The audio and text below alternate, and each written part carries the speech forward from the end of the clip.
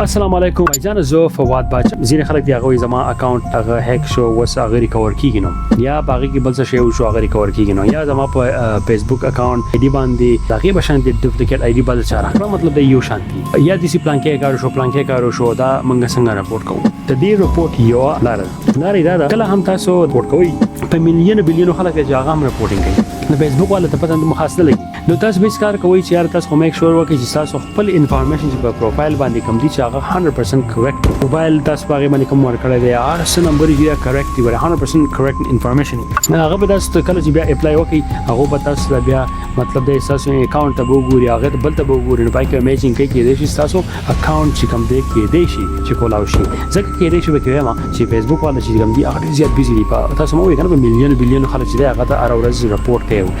اکاونټ یې غشن کلاکی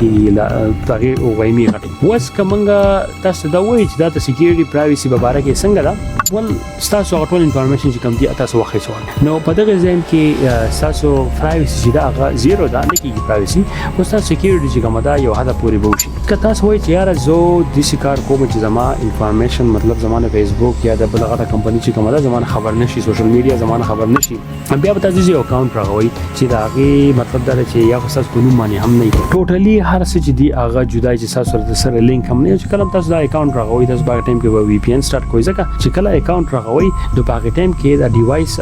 آی پی ایډرس یا آی ډی چې کومه میک ایډرس شته کوم اټول ستانه وخی چې بهر ته موستلی آی پی ایډرس هغه ستا هغه ته ریکارډ شي په دې پلان کې ډیوایس باندې دا آی ډی راخړی دا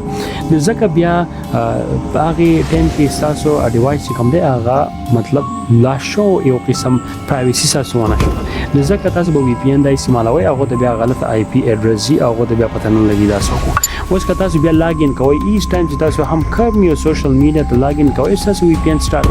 نو هغه تاسو هغه ته پته لګی چې یار دا څه کوي بل انفورچونټلی لوکیشن دا شي نه ټول باندې ان دي نو پرایویسی مطلب چې د نن سبا هغه نشتی پرایویسی حاله د چې یو اپ ته هغه ته اتومات مطلب ټوټلی ډیلیټ کړي رسا هغه پته نه لګي نو بیا هغه پرایویسی کې راځي otherwise it's not possible لکه چې بیا ځان مسړی کوي چې یار زه به زما باندې انفارمیشن چې کوم دی هغه پټو ما ډارک ویب باندې بیا فیسبوک تاسو ایکسس کوي باغ باندې اکاونټ راخي باغ باندې ایکسس کوي فنکشن کوي هغه بیا پته نه لګي انفورچونټلی هغه ته بیا دا پته نه لګي چې یار دا او ته پته لګي چې دا پلان کې آی ډی چې دا په ډارک ویب باندې راخي دا پته نه لګي چې چاره دی په دغه ځای کې تاسو یو پلس پوینټ راځي او نو خو چې نو لکه پرایویسی دا غو منع کوي تاسو انفارمیشن اني ټایم چې کوم دی هغه راوخی شي